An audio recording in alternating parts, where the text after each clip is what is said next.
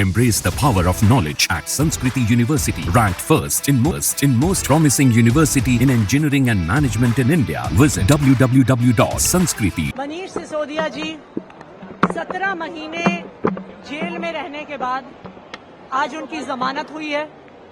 ये सत्य की विजय है। ये दिखाता है कि भगवान के घर में देर है लेकिन अंधेर नहीं है। मनीष सिसोदिया जी को एक झूठे मुकदमे में फंसाया गया।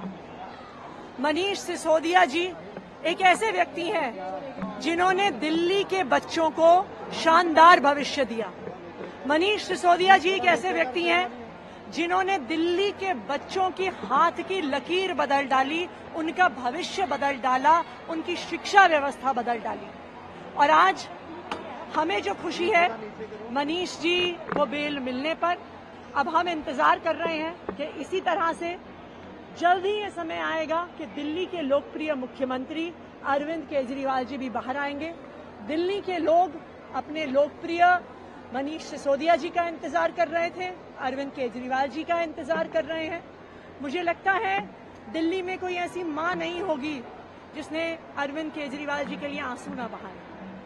दिल्ली में कोई ऐसी बहन नहीं होगी जिसने मनीष सिसोदिया जी के बाहर आने के लिए व्रत नहीं रखा होगा।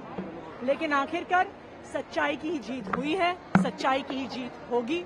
ये दिल्ली वालों की जीत है, ये दिल्ली के बच्चों की जीत है। आज आप उनको याद करके इमोशनल भी हो गए, आंखों में आंसू आ गए। देखिए, मनीष सिसोदिया जी वो व्यक्ति हैं जो अपने दिन में 18 घंटे काम करते हैं। मनीष सिसोदिया जी वो व्यक्ति हैं जिन्होंने कभी अपने बारे में नहीं सोचा, उन्होंने दिल्ली के बच्चों के बारे में सोचा।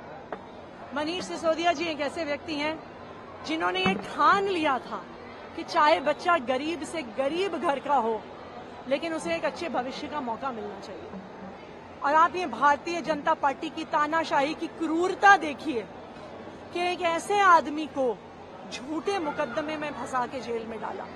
एक ऐसे आदमी को जिसको किसी रेड में, उनके लॉकर में, उनके घर में कभी भ्रष्टाचार का 1 रुपया नहीं मिला, लेकिन बार बार केंद्र सरकार की एजेंसियां, भारतीय जनता पार्टी की एजेंसियां कोर्ट में खड़े होकर कहती थी कि हम जमानत का विरोध करते हैं। लेकिन आखिरकार भगवान के घर में देर थी, अंधेर नहीं थी।